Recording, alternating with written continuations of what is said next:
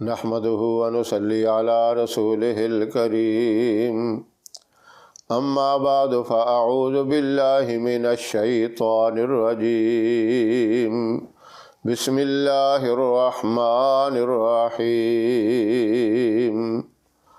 محترم سامعین، السلام علیکم ورحمۃ اللہ وبرکاتہ۔ اس موجودہ دور میں لوگ بڑے پریشان جادو کی وجہ سے ہیں۔ اکثر لوگ یہ کہتے ہیں کہ ہمارے اوپر کسی نے جادو کر دیا، ہمارا کاروبار اچھا خاصا تھا تباہ ہو کے رہ گیا، ہماری پریشانی اتنی بڑھ گئی، صحت اچھی خاصی تھی، بیماریوں پہ بیماریاں، کبھی گھر میں ایک بیمار ہوتا ہے، کبھی دوسرا ہوتا ہے، کبھی بچے ہوتے ہیں، کبھی بڑے بیمار ہوتے ہیں۔ یہ معاملات جادو کی وجہ سے ہو رہے ہیں۔ تو جادو کے نقصانات ہی ہیں یہ جادو والا عمل جو ہے وہ کرنے والا بھی اللہ کا بدترین مجرم ہے، اور جادو کروانے والا بھی بدترین مجرم ہے، کیونکہ اس سے نقصان ہی ہوتے ہیں، بیماریاں بن جاتی ہیں، اور جادو کے ذریعے پہلے تھوڑی تکلیف ہوتی ہے، بڑھتے بڑھتے پھر مستقل بیماریوں کے اندر انسان مبتلا ہو جاتا ہے، یا اسی طرح نقصان ہوتے ہوتے ہوتے سارا کچھ تباہ ہو جاتا ہے۔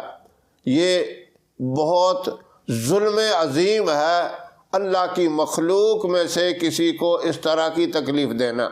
وہ خود بھی سکھی نہیں رہ سکتا دنیا کے اندر، اگر وہ بچ بھی جائے اللہ بعض دفعہ اس کو چھوڑ دیتے ہیں اس کے فعل میں، اس کے عمل میں، تاکہ یہ اس برائی کے اندر، اس فعل کے اندر مبتلا رہے اور آخرت میں وہ بچ نہیں سکتا، اور بعض مرتبہ دنیا میں بھی سزا مل جاتی ہے۔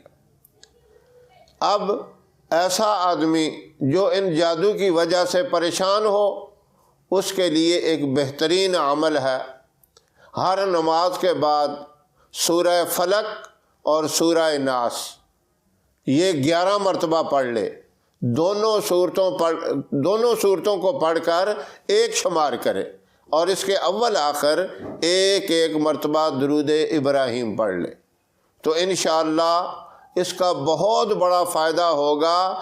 اللہ آپ کی بھی حفاظت کریں گے، جو بھی آپ کے اوپر کر رہا ہے آپ کو اس کا نام لینے کی ضرورت نہیں۔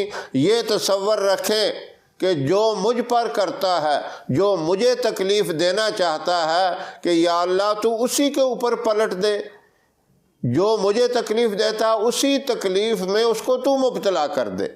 اس سے زائد تکلیف دینا یہ تو بہتر نہیں ہے، لیکن برابر کا نقصان اس کو بندہ پہنچا سکتا ہے۔ اتنا بدلہ لینے کی شریعت کے اندر بھی اجازت ہے۔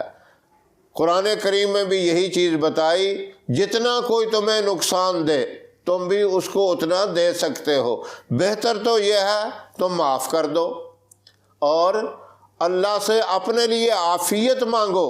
اگر تم بہت ہی تنگ ہو تو اتنا برابر کا بدلہ اس سے لے سکتے ہو۔